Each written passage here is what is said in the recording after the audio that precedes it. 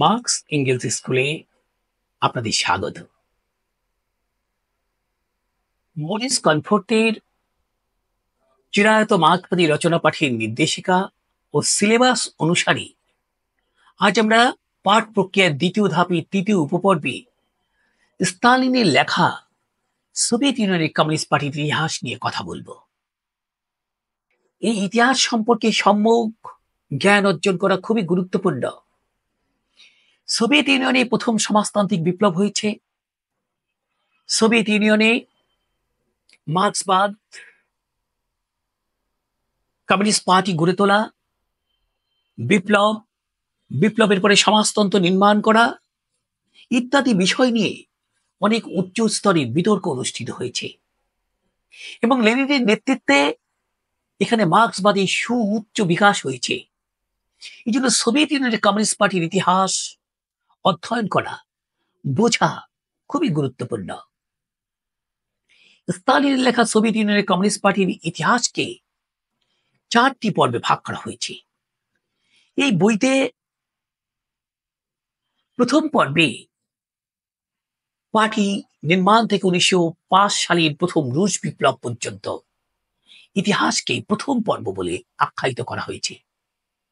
ইতিহাসের এই প্রথম পর্ব থেকে আমরা কয়েকটি গুরুত্বপূর্ণ বিষয় সম্পর্কে ধারণা অর্জন করতে পারি। প্রথমত, এই পর্বের ইতিহাস থেকে পাঠক বলশেভিক পার্টির গঠন প্রক্রিয়ার সময় নারদবাদ, যাকে আমরা জনতুষ্টিবাদ বলে জানি, অর্থনীতিবাদ, সংস্কারবাদের বিরুদ্ধে লেনিনের সংগ্রামের ধরন, সমাজ বিপ্লবের শ্রমজীবী মানুষের নেতৃত্বের ভূমিকা, শ্রেণী সংগ্রামের নীতি এবং অন্যান্য শ্রেণীর সাথে তার ঐক্য এবং নতুন ধরনের পাঠ হিসেবে কমিউনিস্ট পার্টির সাংগঠনিক নীতি সম্পর্কে ধারণা অর্জন করতে পারি। দ্বিতীয়ত, পূজ্য গণতান্ত্রিক বিপ্লব ও সমাজতান্ত্রিক বিপ্লব, তাদের স্বাতন্ত্র্য, তাদের সম্পর্ক, পূজ্য গণতান্ত্রিক বিপ্লবের শ্রমজীবী শ্রেণীর নেতৃত্ব দানকারী ভূমিকা এবং পূজ্য গণতান্ত্রিক বিপ্লব থেকে সমাজতান্ত্রিক বিপ্লবে উত্তরণের তত্ত্ব সম্পর্কেও ধারণা অর্জন করতে পারি।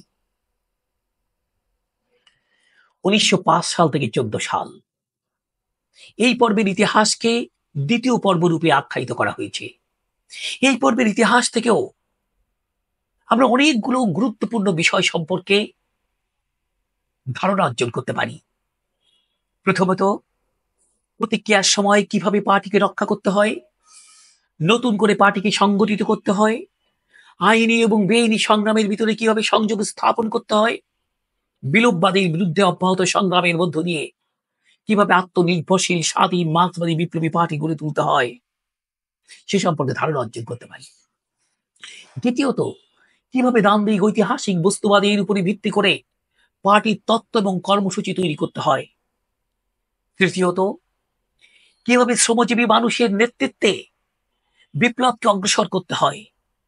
চতুর্থত, প্রতিক্রিয়াশীল পার্লামেন্টে কিভাবে শ্রমজীবীদের সংগ্রামকে অগ্রসর করতে হয়। পঞ্চমত, আন্দোলনের নেতা এবং সংগঠক হিসাবে একটি দৈনিক সংবাদপত্রের ভূমিকা সম্পর্কে আমরা জ্ঞান অর্জন করতে পারি এই পর্বের ইতিহাস থেকে।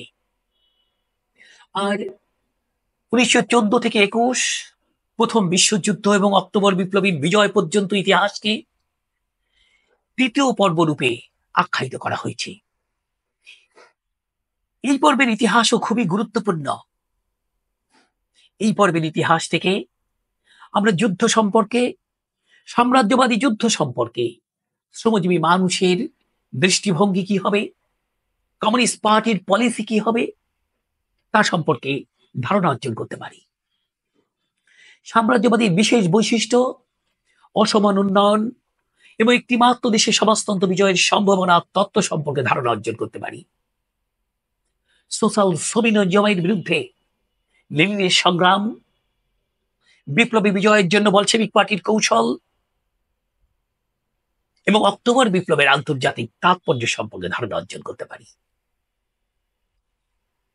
চতুর্থ পর্বের ইতিহাস 1921 থেকে 1936 পর্যন্ত।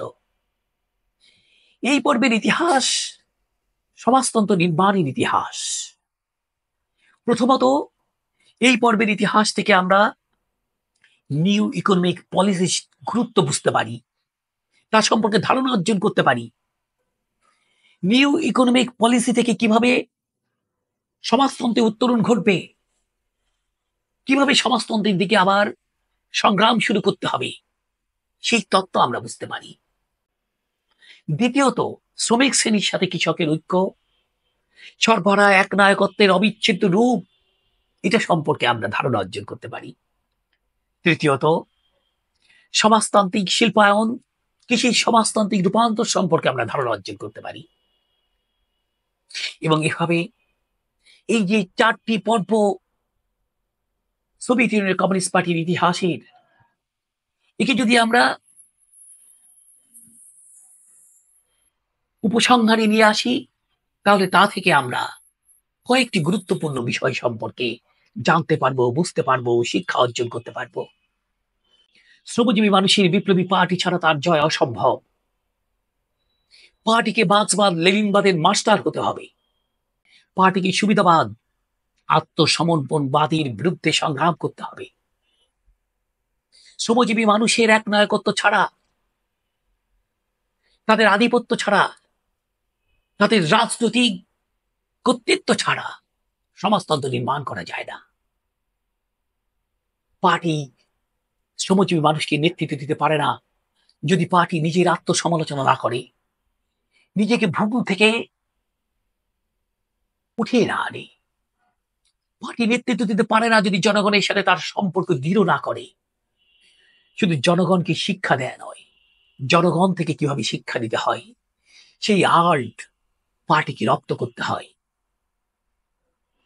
মরিস কমফোর্টের সিলেবাস অনুযায়ী আগামী আলোচনায় আমরা দ্বিতীয় ধাপের তৃতীয় উপপর্বে স্টালিনের আরেকটি বিখ্যাত রচনা লেনিনবাদের ভিত্তি নিয়ে আলোচনা করব। ভালো লাগলে সবাই সাথে থাকবেন।